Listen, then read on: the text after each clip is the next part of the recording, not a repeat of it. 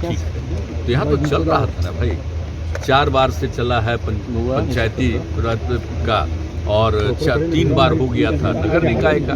तो एक बार के बाद तो चुनाव हो रहा था, तो क्यों नहीं आखिर अति पिछड़ों को आरक्षण हो?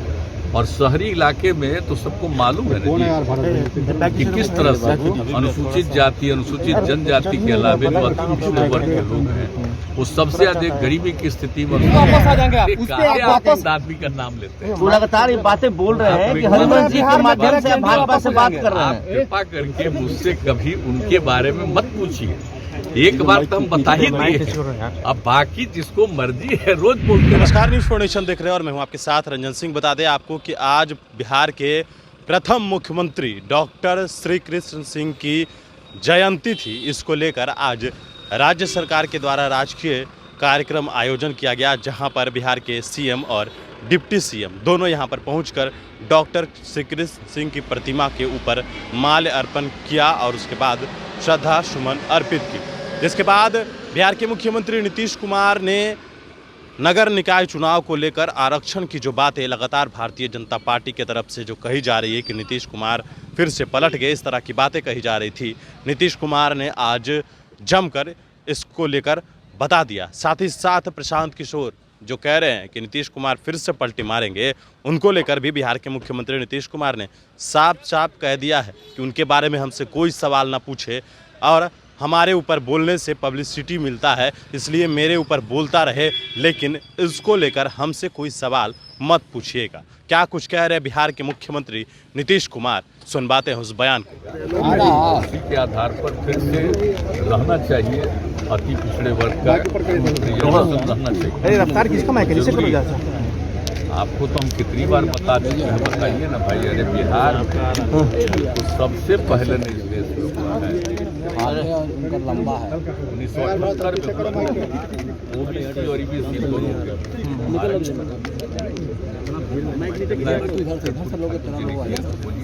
अरे भाई बस शांत रहिए ना, क्या बोल रहे हैं। और 78 का किया हुआ और बाद में 2000 में किया तो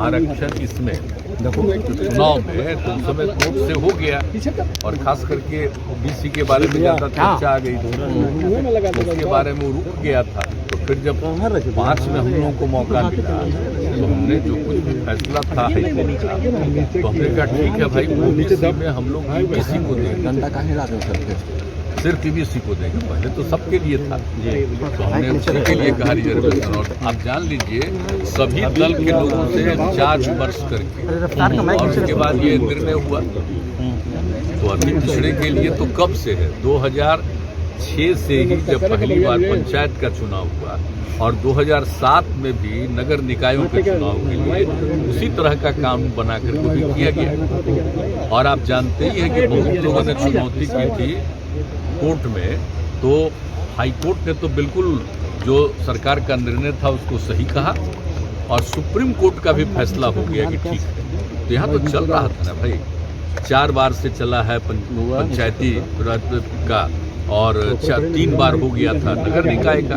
तो एक बार के बाद तो चुनाव हो रहा था, तो क्यों नहीं आखिर अति पिछड़ों को आरक्षण हो?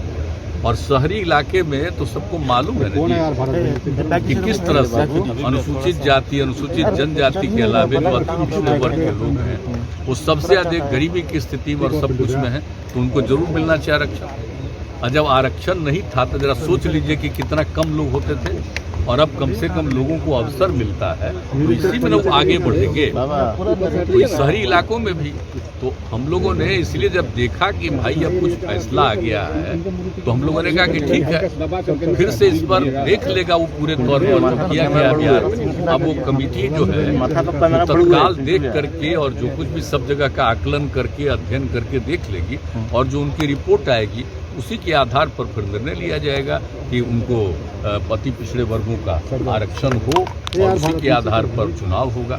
तो इसी को ध्यान में रख करके जो दोबारा हाईकोर्ट में पेश करके ये सारी बातों को कहा। प्रशांत किशोर बोल रहे हैं कि आप भाजपा के संपर्क में हैं। वापसी करेंगे। पुलिस डिपार्टमेंट में एक बड़ा स्कैंडल हुआ है तो उस स्कैंडल में प्राइमा फेसी बारे में तो हम लोग करते ही सर ये बिल्किस बानो के प्रशांत केस किशोर में जिस बोल रहे हैं प्रकार कि से आप सारे NDA के समय convicted में फिर लोग वापस आ हैं, जाएंगे आप। उस पे आप वापस आदमी का नाम लेते हैं। वो लगातार ये बातें बोल रहे हैं कि हरिवंश जी के माध्यम से आप भाजपा से बात कर रहे आप हैं। कृपा करके मुझसे कभी उनके बारे में मत पूछिए।